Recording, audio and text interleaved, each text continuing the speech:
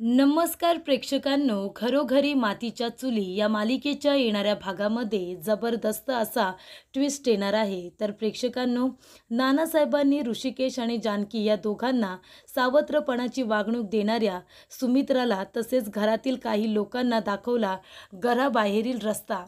त्याचबरोबर इथे आता जानकीने पोलिसांना संपतचा नंबर देत त्याचा शोध घेण्यास सांगितलेलं असतं. त्याचबरोबर इथे स्केच आर्टिस्टला बोलावून स्केच तयार करण्यात आलेलं असतं आणि त्यामुळे इथे संपतमार्फत आता सयाजी विखे पाटील आणि ऐश्वर्याचं कारस्थान जानकीने सगळ्यांच्या समोर उघड केलेलं असतं. तर प्रेक्षकांनो, या गोष्टी येणाऱ्या भागामध्ये कशा पद्धतीने घडत जाणार आहेत आज आपण सविस्तरपणे बघूया.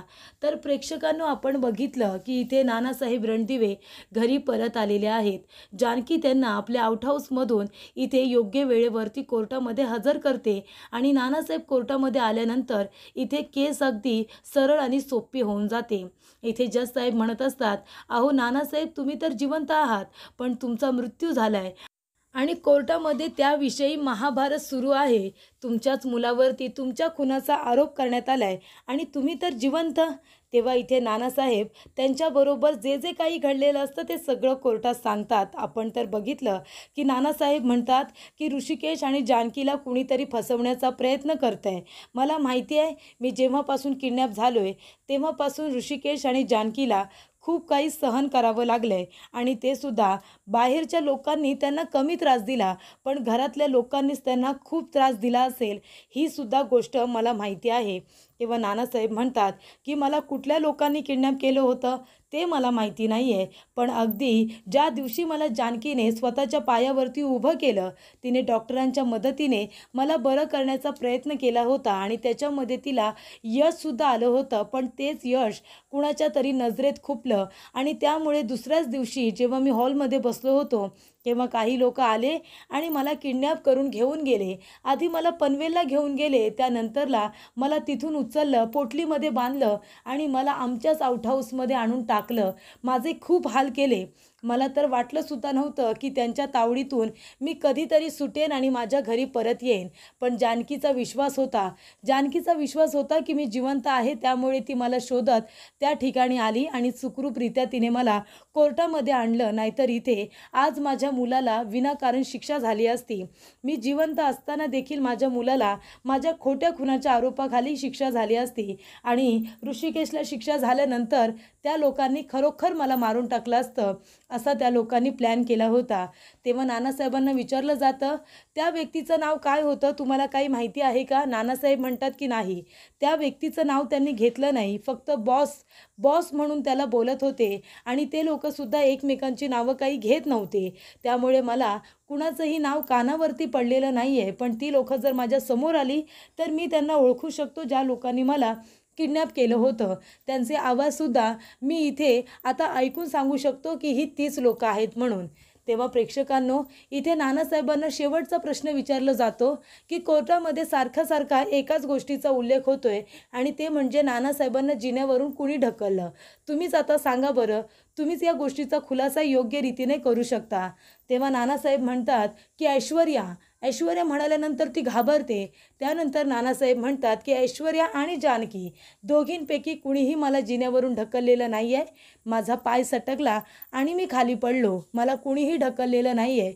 मी जे काही सांगितलंय तेच सत्य आहे, असं म्हणाल्यानंतर आता सौमित्र म्हणत असतो की जज साहेब, तुम्ही बघितलं ना, मी तुम्हाला म्हणत होतो की आमचे नाना जिवंत आहेत आणि मी तुम्हाला हे सुद्धा म्हणत होतो की या सगळ्याशी ऋषिकेश दादा आणि जानकी वहिनी यांचा काडी मात्र संबंध नाही आहे. तेव्हा इथे जज साहेब आता चिडतात. जज साहेब म्हणतात की आपली पोलीस यंत्रणा इथे तपास करण्यामध्ये सबशेड हरलेली आहे, तर इकडे ढळढळीत त्यांना अपयश आलेलं आहे. म्हणजे लोक तुमच्याकडे आशेने येतात की त्यांचं माणूस हरवलंय म्हणून तुम्ही त्यांचा शोध घ्या, म्हणून तुमच्याकडे आशेने येतात, पण तुम्ही त्यांच्याच घरातल्या लोकांना गुन्हेगार म्हणून जर असे अरेस्ट करायला लागलात आणि त्यांनाच तुम्ही इथे खोट्या गुन्हेखाली आता खितपत पडायला जेलमध्ये टाकायला निघालात तर कसं व्हायचं? तेव्हा जज साहेब म्हणतात की आपली पोलीस यंत्रणा या केसमध्ये पूर्णपणे हरलेली आहे, पण आता इथे जर नानासाहेब जिवंत आहेत तर मग DNA रिपोर्ट हा त्या डेड बॉडी बरोबर मॅच झालाच कसा?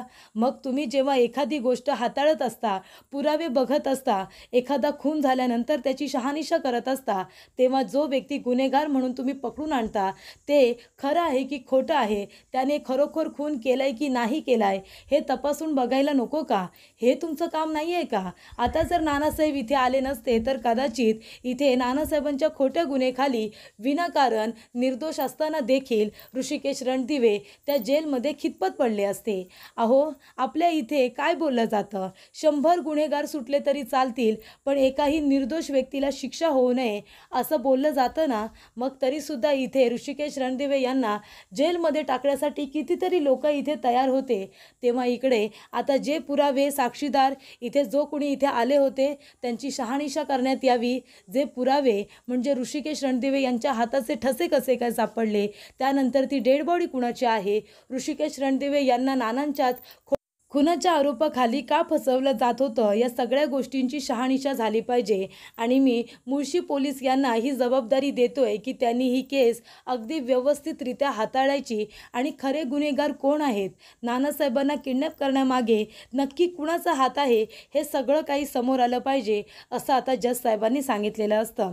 आणि इथे ऋषिकेशला निर्दोष सिद्ध केलेलं असतं. पण प्रेक्षकांनो, जानकीच्या मनामध्ये एक सळ असतो आणि तो असलाच पाहिजे, कारण त्या एका गोष्टीवरून रणदिवेंच्या घरामध्ये महाभारत झालं होतं आणि त्यामुळे पहिल्यांदा सुमित्राने जानकीवरती हात सुद्धा उगारलेला असतो, जानकीचा अपमान केलेला असतो आणि एवढ्यावरतीच ती थांबत नाही, जानकीला घरातून सुद्धा हकलून देते. अगदी इथपर्यंत तर ऋषिकेशला ती सावत्रपणा सुद्धा दाखवते, त्याला सावत्र मुलगा म्हणते आणि सुमित्रा, जानकी, ऋषिकेश, ओवी यांना घरातून हकलून सुद्धा देते. का तर फक्त जानकीने नानांना धक्का दिला म्हणून. इथे आता जो काही ऐश्वर्याने तमाशा केलेला असतो त्या तमाशावरती सगळेजण विश्वास ठेवतात आणि खरोखर इथे जानकीला गुन्हेगार समजतात. म्हणजे 10 वर्ष जानकी ज्यांच्याबरोबर राहिलेली असते, तिने त्या घरामध्ये संसार केलेला असतो, त्यांना प्रेम दिलेलं असतं, जिव्हाळा लावलेला असतो, त्या जानकीवरती अविश्वास ठेवतात. आणि जी ऐश्वर्या घरामध्ये आल्यापासून फक्त कटकारस्थानं करत असते, ती इथे सौमित्रबरोबर लग्न झालं नाही म्हणून ती इथे बदला घेण्यासाठी सारंगबरोबर लग्न करून आलेले असते, हे माहिती असून देखील इथे आता सगळेजण त्या ऐश्वर्याच्या बोलण्यावरती विश्वास ठेवतात. जिला अजून घरामध्ये येऊन 1 ते 2च महिने झालेले असतात, त्याच्यामुळे 10 वर्ष जी मुलगी त्यांच्या हाताखाली राहत असते, शिकत असते, तिच्यावरती अविश्वास दाखवत इथे आता ऐश्वर्यावरती सुमित्राने विश्वास ठेवलेला असतो. कारण फक्त एकच, का तर ऋषिकेश हा सावत्र मुलगा आहे आणि त्याचबरोबर जानकी ही सावत्र सून आणि इकडे सौमित्र, शर्वरी, सारंग ही तिची सख्खी मुलं आहेत म्हणून त्यांच्यावरती तिने लगेचच विश्वास ठेवलेला असतो. आणि त्यामुळे इथे प्रेक्षकांनो, जानकीला असं वाटत असतं की ज्या गोष्टीमुळे मला इतक्या वेळा हिणवलं गेलं आहे, मला ऐकवलं गेलं आहे, ती गोष्ट नानासाहेबांनी कोर्टामध्ये खरी का नाही सांगितली. तर बरं ठीक आहे, नानांना नसेल सांगायचं तर नको सांगू दे. त्यामुळे सगळेजण घरी येतात. नानासाहेब आपलं घर बघून, आपल्या माणसांना बघून, आपल्या नातीला, ओवीला भेटून आनंदी होतात. सगळं काही व्यवस्थित चालू असतं. त्यानंतर प्रेक्षकांनो, इथे ऐश्वर्या तोंडावरतीच पडलेली असते. नानांनी जरी नाव घेतलं नसलं तरीसुद्धा मनामध्ये ऐश्वर्याच्या भीती असतेच, कारण तिने जो काही कांगावा केलेला असतो, ती इथे ऋषिकेशला डायरेक्ट ऋषिकेश म्हणत असते, खुनी म्हणत असते आणि त्याला शिक्षा झाली पाहिजे, त्याला फाशीची शिक्षा द्या असं सुद्धा इथे ऐश्वर्या वारंवार म्हणत असते. आणि सगळ्यांना, घरातल्या लोकांना ती पोट तिडकीने पटवून देत असते की ऋषिकेशनेच नानांचा खून केला आहे. त्याच्यामुळे इथे आता ऐश्वर्या घाबरलेली असते की नाना तर जिवंत आहेत, मग आता हे सगळेजण माझ्याबरोबर कसे वागतील, नानांनी जर माझं नाव सांगितलं तर. आणि तिची ही भीती आता लवकरच खरी होणार असते. सकाळ सकाळ इथे नाना आता सगळ्यांचा नाश्ता वगैरे होण्याच्या आधीच नानासाहेब सगळ्यांना आता हॉलमध्ये एकत्रित बोलवतात.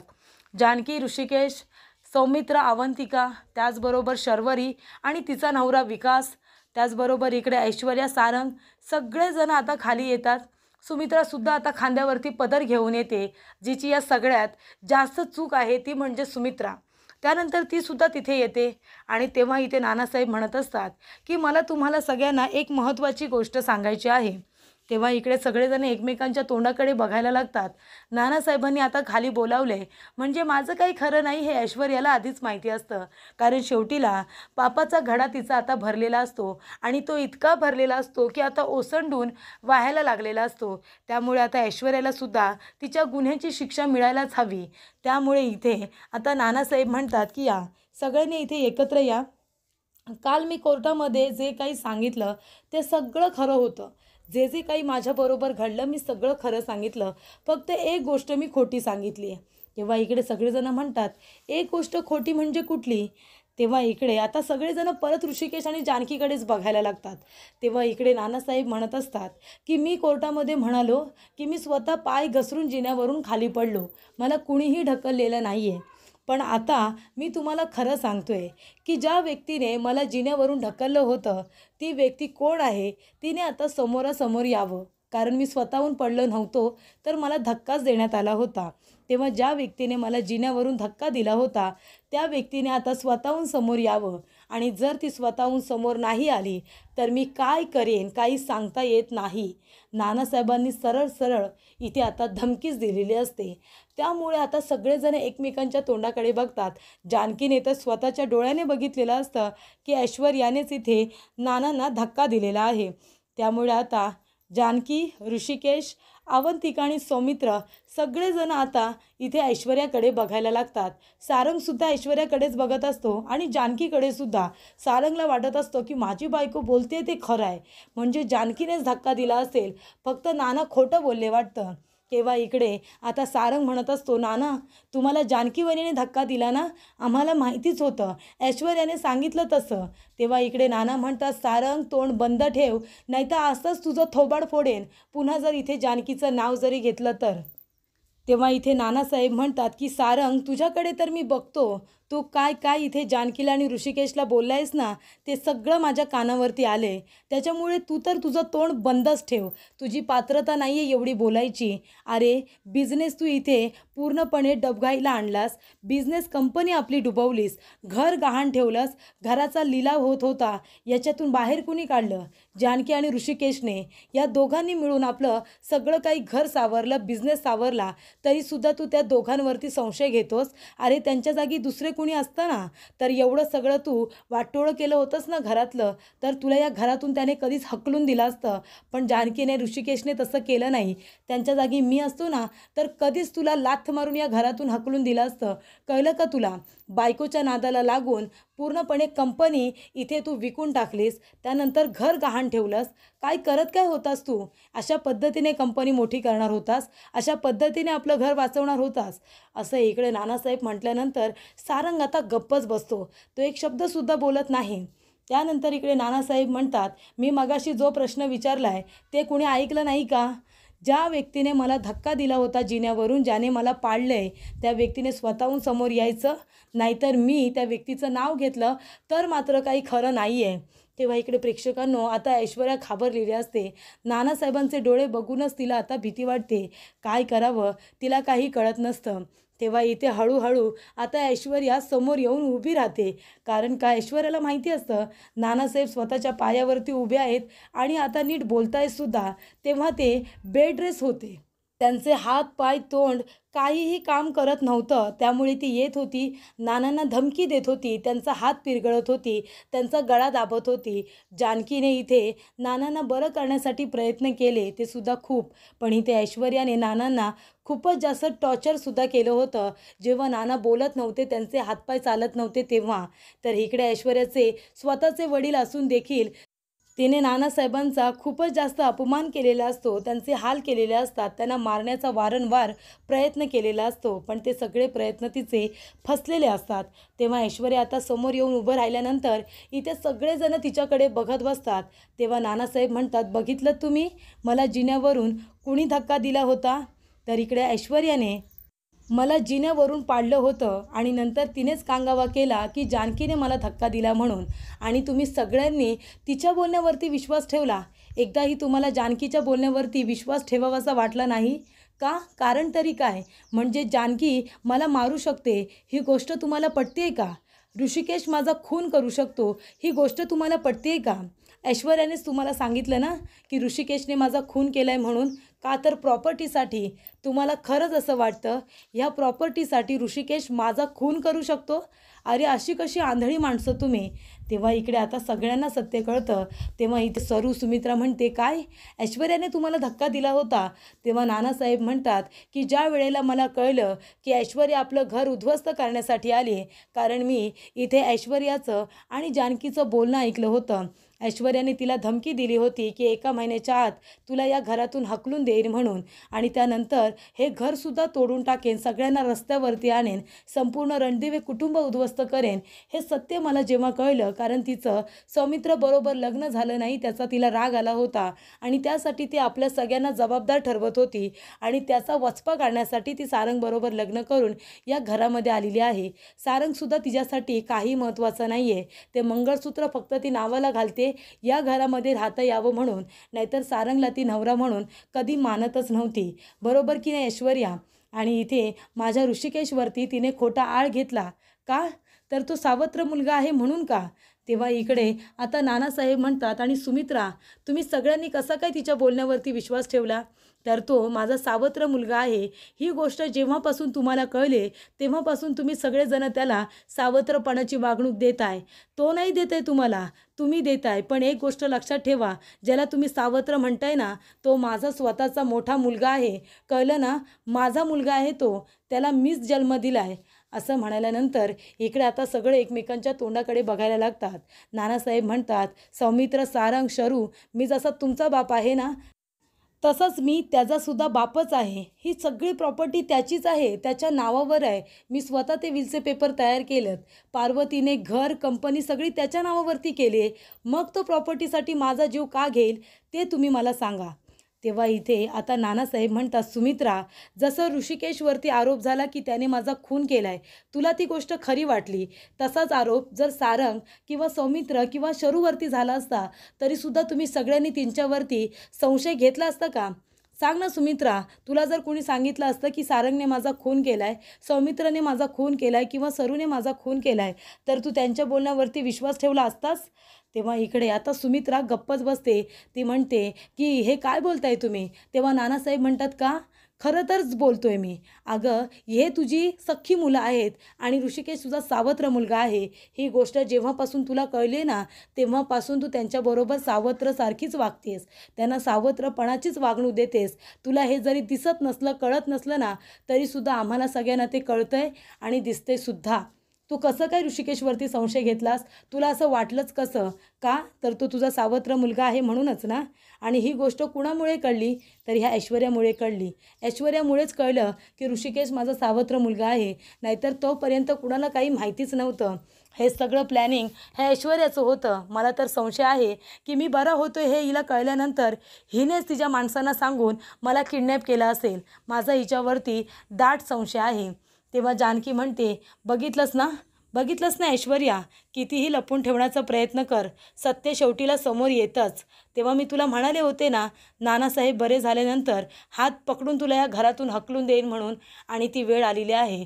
तेव्हा सुमित्रा, सरू, त्याचबरोबर सारंग सगळेजण इथे ऐश्वर्याकडे बघतात आणि इथे सरू येते. ती ऐश्वर्याच्या थोबाडीत देते आणि म्हणते की तुझ्यामुळे मी माझ्या भावावरती अविश्वास दाखवला, तुझ्यामुळे. सुमित्रासुद्धा थोबाडीत देते आणि म्हणते, अहो मला माफ करा, माझ्या मनात तसं काहीच नाही आहे. तेव्हा नानासाहेब म्हणतात, तुला तसं वाटतंय, पण तुझ्या मनामध्ये सावत्रपणा आहे म्हणूनच तू दरवेळेला ऋषिकेशवरती आणि जानकीवरती संशय कसा काय घेतेस? बाकी तुझ्या तिन्ही मुलांपैकी एकावरतीही तुला संशय येत नाही. अगं आपली कंपनी डुबवण्याचं काम कुणी केलं? तर सारंगने केलं, ऐश्वर्याने केलं. आपल्याला घरादारातून रस्त्यावरती आणण्याचं काम ह्या दोघांचं होतं. मग ह्या दोघांनी मिळून माझा खून केला असेल असं तुझ्या मनात का नाही आलं की ही सगळी प्रॉपर्टी इथे ऋषिकेशच्या नावावरती केली, मग त्या रागापोटी या लोकांनी माझा खून केला असेल हे तुम्ही का नाही विचार केला? असं म्हणाल्यानंतर सुमित्रा म्हणते, अहो मला माफ करा, माझ्या मनात असं कधीच नव्हतं आलं, मी खरंच सांगते. तेव्हा नानासाहेब म्हणतात की तुम्ही सगळेजण इथे ऋषिकेश आणि जानकीवरती विश्वास ठेवत नाही, त्यांना तुम्ही गुन्हेगार समजलात. त्याच्यामुळे एक गोष्ट आता लक्षात ठेवा, जेव्हा तुम्ही परत ऋषिकेश किंवा जानकी यांच्यावरती संशय घ्याल आणि त्यांना सावत्रपणाची वागणूक द्याल, त्यावेळेला त्या व्यक्तीला या घराचे दरवाजे उघडे असतील बाहेर जाण्यासाठी. मी त्यांना घरातला दरवाजा दाखवेन, त्यांनी सरळ इथून निघून जायचं. माझ्या ऋषिकेशला आणि जानकीला पुन्हा जर तुम्ही गुन्हेगार म्हणालात ना, तर माझ्यापेक्षा वाईट कुणीच नसेल. तेव्हा नानासाहेब म्हणतात की सारंग, तुला जर कोणी म्हणालं असतं की तू माझा खून केला आहेस, तर कसं वाटलं असतं रे तुला? प्रॉपर्टीसाठी तू माझा खून केला आहेस. सौमित्र, तुला जर कोणी बोललं असतं, शर्वरी तुझ्यावरती जर कुणी असा आरोप केला असता, तर तुला कसं वाटलं असतं गं? तेव्हा इथे शर्वरी आता गप्पच बसते. माझ्या ऋषिकेशला किती आणि काय काय सहन करावं लागलं. त्या पोलीस स्टेशनमध्ये त्याने माझ्यासाठी मारसुद्धा खाल्ला, पण तुम्ही कुणीही त्याच्यावरती विश्वास ठेवला नाही. तुम्ही कुणीही त्याला बोलला नाहीत की आम्ही सगळेजण तुझ्या पाठीशी आहोत. तू असं कधी करणारच नाही. माणूस हा बाहेरच्यांशी लढू शकतो, पण घरातल्या लोकांशी कसा काय लढणार? माझ्या मुलाने माझ्यासाठी किती आणि काय काय सहन केलं आहे ना, हे मी समजू शकतो.